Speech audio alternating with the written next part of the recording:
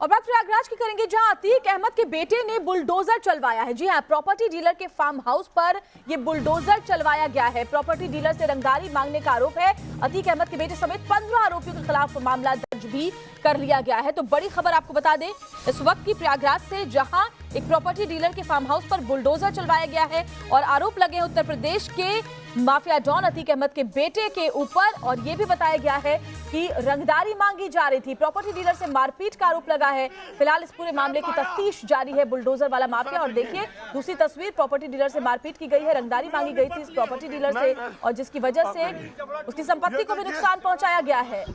ये तस्वीरें देखिए, अतीक अहमद के बेटे पर यह आरोप लगा है, जहां उत्तर प्रदेश के बाहुबली निर्दलीय विधायक और माफिया डॉन अतीक अहमद के बेटे ने, जिन पर यह आरोप लगा है कि प्रॉपर्टी डीलर से मारपीट की गई है, बुलडोजर भी चलवाया गया है और 5 करोड़ की रंगदारी मांगने का भी आरोप लगा है। अतीक अहमद के बेटे समेत 15 आरोपियों के खिलाफ फिलहाल केस दर्ज कर लिया गया है और जांच तेजी के साथ आगे बढ़ाई जा रही है। तो प्रयागराज की यह खबर, जहां अतीक अहमद के बेटे ने बुलडोजर चलवाया, प्रॉपर्टी डीलर के फार्म हाउस पर अतीक अहमद के बेटे ने यह बुलडोजर चलवाया है। प्रॉपर्टी डीलर से दरअसल रंगदारी मांगी गई थी और यह भी बताया गया है कि रंगदारी नहीं देने के बाद इस तरीके से गुंडागर्दी की गई है। प्रयागराज में अतीक अहमद के बेटे समेत 15 आरोपियों के खिलाफ मामला दर्ज कर लिया गया है। 5 करोड़ की रंगदारी मांगने की ये पूरी जानकारी इस वक्त मिलती हुई और विरोध करने पर जान से मारने की धमकी भी दी गई थी।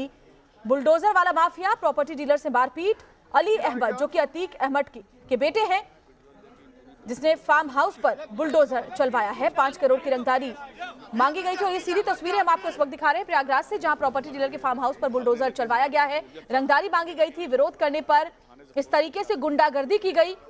और देखिए तस्वीरें, जो दूसरी तस्वीर आप देख रहे हैं, सीधी तस्वीरें इस वक्त हम आपको दिखा रहे हैं प्रयागराज से। ये बताएं कि आपका नाम अली जफर है। हाँ जी। आप क्या करते हैं, किस तरह से ये आपको चोट आई है? जी, हम लॉ स्टूडेंट हैं, एमिटी में, नोएडा में पढ़ता हूँ मैं, मेरा फाइनल ईयर है। अली अपने साथियों के साथ आए थे और उन लोगों ने मारपीट करी मेरे साथ। सैफ माया ने मेरे कंधे पे बहुत मारा, जिसकी वजह से मेरा कंधा डिसलोकेट हो गया और मेरे मामू के ऊपर गोली चलाई, तो वो अपनी जान बचा के भागे। तो वो जब तक थाने गए तो ये लोग सर यहाँ पे हम लोग को बहुत मार रहे थे। अली बहुत मरवा रहा था, रॉड से मरवा रहा था, लाठी से मरवा रहा था, कह रहा था आज छोड़ दिया है, कल तो जान से मरवा देंगे। और मेरे भाई के ऊपर पिस्टल सटा के सैफ माया ने कहा कि अभी गोली मार दूँ, मर जाओगे तुम। उसके बाद फिर अली सर जैसे ही सूचना पाया कि पुलिस आ रही है, वो यहाँ से भाग गया। 3 गाड़ी से ये लोग आए थे और उसके बाद बाकी लोग जो थे वो भी भागने लगे। तब तक में सर फोर्स आ गई थी। ये बताएं, बुलडोजर लेकर के आए थे, योगी राज में तो माफिया पे बुलडोजर चलता है, लेकिन यहाँ तो आपके ऊपर बुलडोजर चला। सर अब ये योगी जी से पूछिए कि माफिया राज में वो माफियाओं पे चलवा रहे थे या माफिया उल्टा हम लोगों पे चलवा रहे हैं। नॉर्मल। आपको कैसी चोट लगी?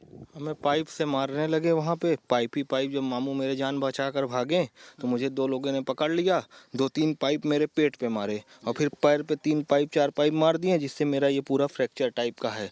तो कल मैं मेडिकल में गया था, हड़ताल की वजह से मेरा अभी इलाज नहीं हो पाया। अभी इसी वजह से मैं यहाँ हूँ, भी मुझे मेडिकल जाना। निशान है, कोई को और शख्स हैं वो घायल हैं, अस्पताल में भर्ती हैं? सर उनकी यहाँ की हड्डी टूट गई है। कौन है वो? कौन? वो मेरे खलेरे भाई हैं, मेरे मौसी के लड़के हैं। बहुत मारा उनको बुरी तरीके से, उनकी यहाँ की हड्डी टूट गई है। उन्हें वहाँ से हम लोग मेडिकल से उनको हम लोग रिफ़र करा के उनको हम लोगों ने पार्वती में एडमिट करा रखा है। उनकी हालत बहुत नाजुक बनी हुई है। और सर योगी सरकार से मेरा ये एक सवाल है कि वो माफियाओं पर बुलडोजर चला रहे थे या माफियाओं को छूट दे रहे थे कि हम जैसे आम लोगों पर वो बुलडोजर चलाएं। हमारा सब कुछ तोड़ दिया गया, हमारी जान को अलग खतरा बना हुआ है। हमारी योगी सरकार की गुजारिश है कि हमारी जान माल की रक्षा करें। हमें मेरी किसी भी समय हत्या हो सकती है। कल मेरी बीबी रात में, कल अपने घर नहीं गया था रात में, मेरी बीबी बता रही थी कि रात भर गाड़ियां घर के नीचे से इधर उधर दौड़ रही थी। फार्म हाउस कितना बड़ा है, क्या विवाद है इसको लेकर? इसका कोई विवाद नहीं सर, हमारी 4 बीघा ये पुश्तैनी जमीन है हमारी। बस इसको वो कह रहे हैं कि या तो मेरी बीबी के नाम लिख दो, नहीं 5 करोड़ रुपए दो, नहीं जान से मरवा देंगे। सब साल 3 साल से चल रहा था। मैंने पुराना नंबर ही बंद कर दिया था। पर जब कल ये लोग मुखबिरी लगाए हुए थे, जैसे ही हम लोग यहाँ पे आए वैसे ही ये लोग यहाँ से मशीन लेके, जीसीबी लेके सब आ गए, गिराने लगे, मारने लगे। हम लोग जान बचा के अपनी भागे सर। जब तक फोर्स आती है वो लोग भाग गए। 2 लोग पकड़ गए मौके पे, पिस्टलें पकड़ी गई। ये इनका आतंक सिर्फ यहाँ नहीं सर, मैंने तो अपनी आवाज़ उठाई है। बाकी यहीं बगल में ही रातों दिन जीसीबी चलती है। किसान आके वहाँ खड़े रहते हैं, उनको गालियाँ दी जाती है। उनकी इतनी हिम्मत नहीं पड़ती वो अपनी ज़मीन निकाल लें ना, तो किसान अब उनको ज़मीन दे रहा है और लेकिन इतना भय है कि वो अपनी आवाज़ें नहीं उठा पा रहे हैं। अगर यहाँ से कुछ दूरी चलने देखेंगे, पूरी ज़मीनों को बराबर कर दिया गया है। किसी किसान ने कितने लोगों के खिलाफ एफआईआर आपने दर्ज कराई? आप कह रहे हैं कि आपके अलावा और लोग भी हैं जिनकी जमीनें कब्जा कर ली गई, लेकिन एफआईआर कितने लोगों पर हुई है? कौन कौन लोग थे उसमें?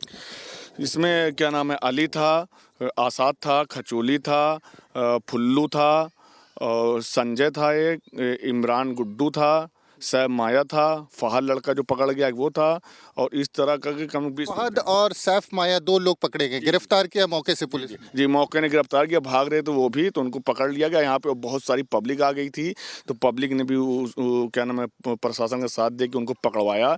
उनके पिस्टल भी निकली, उसकी सब वीडियोग्राफी हमारे पास है सर। और मतलब ये बहुत घातक लोग हैं, इनकी कोई चीज़ में कमी नहीं हुई है।